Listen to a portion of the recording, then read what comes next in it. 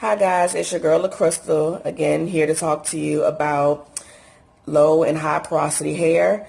In case you're wondering what that is, that's basically the way to tell if you're moisturizing your hair properly. When I first started off as a natural, I didn't really know what hair porosity was, so I was always coming up with bad hairstyles. Like my curls looked dry, my twist styles weren't juicy, like as they say, and it was just a big problem for me, and I never understood why.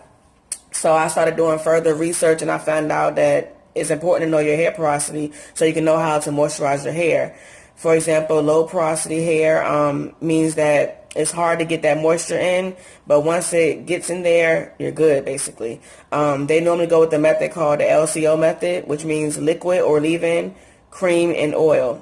High porosity hair normally absorbs the moisturization quickly, and as quick as it gets it, it leaves just as quick. So it's basically important to moisturize your hair with the LOC method. That's liquid or leave-in, oil, and then the cream. And that's actually what I use because I actually have high porosity hair. At first, I thought I had low porosity hair because there are a few tests you can do to see what kind of porosity you have. And it wasn't very helpful at first because it's a test called the float test, and I learned from another YouTuber that wasn't really the most effective test to do because it could just come out wrong. Normally what you're supposed to do is on freshly washed hair, just pull one little strand from your hair and put it in a cup of water and wait for it to sink or float. If it sinks, that means you have high porosity hair because your hair is quickly absorbing all of that moisture, well, all of the water in that case. And if it's low, it'll sit on the top, which means it's taking a long time for the hair to absorb it, like I just mentioned. If it like sits in the middle, that normally means that you're in between, which is probably the best thing. It's probably better than low or high porosity hair because no matter how you do your hair, it's probably moisturized anyway, so they're lucky. And also, there is another method that you can try, LOCO method. That's liquid or leave-in, oil, cream, and then more oil. I have tried that method.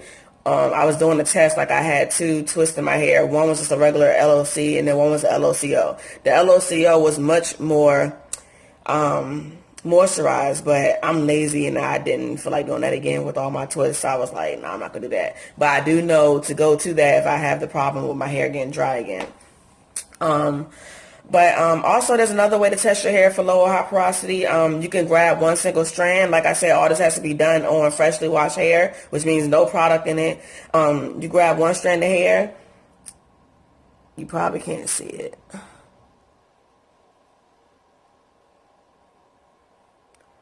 Okay. And you just feel the grooves. Normally, if it's just smooth, that means you have low porosity hair.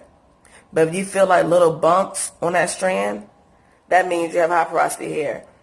And that's actually the test that was more effective for me. And that's how I found out I actually had high porosity hair. Because when I thought I had low porosity hair, I was doing things for low porosity hair, like as far as moisturizing, and I'm like, my hair is still dry. So I explained it to a YouTuber, and she was like, did you do the float test? And I'm like, yeah. And she's like, don't do that. Just, she told me other tests to do. And she said, it sounds like you have high porosity hair. So when I did the test that she told me to do, which was to grab the strand of hair and feel for the bumps, like I just mentioned or just showed you, that actually helped me. And that's how I figured out that I have high porosity hair. And ever since then, my twist outs have been beautiful. My wash and goes have been beautiful. Everything I do with my hair as far as curling has came out the way I wanted it to. It lasted for more than one day. It looks very juicy and luxurious. And I just did this wash and go not too long ago. And I actually did the LOC method, and it works wonders. So that's all I have for you today. I just wanted to help you all out because, like I said, when I started off as a natural, I didn't know what in the world that was. All I knew was my hair was not coming out the way I wanted to come out.